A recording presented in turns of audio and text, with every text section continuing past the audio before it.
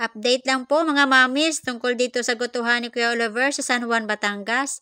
Kasi may nagsasabi humihina na po ito dahil nagtaas na po sila ng presyo.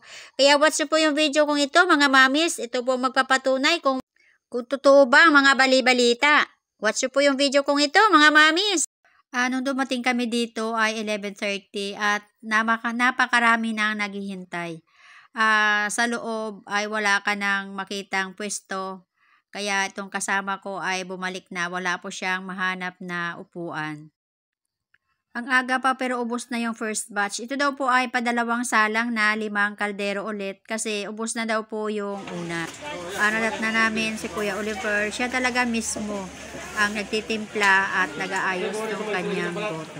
Ito naman ay puro laman. Sabi dyan po matatagpo sa Kuya Oliver, ang gotong puro laman, hindi si puro laman.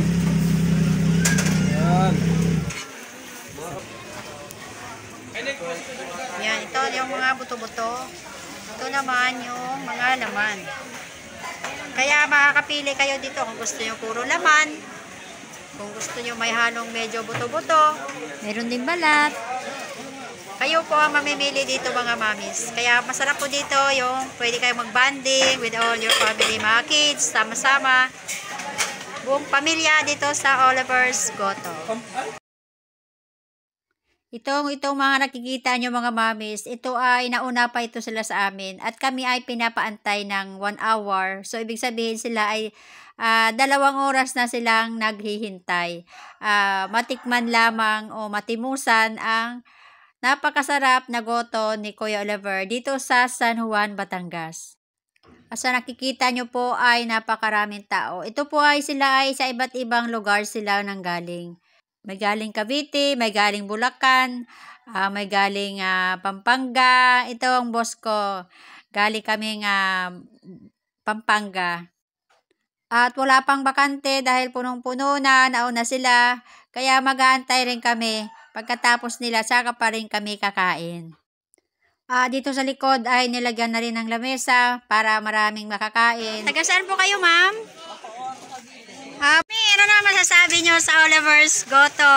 Masarap. Masarap daw mga mamis. Yung mga bata talagang gustong-gusto rin nila ng Oliver's Goto. May? Mag-extra rice. Mag-extra rice pa si ma'am. May take out pa sila. Talagang masarap kasi kung hindi masarap, hindi magti-take out si mami. Taga-saan po kayo, ma'am? Taga-saan po kayo? Valenzuela po.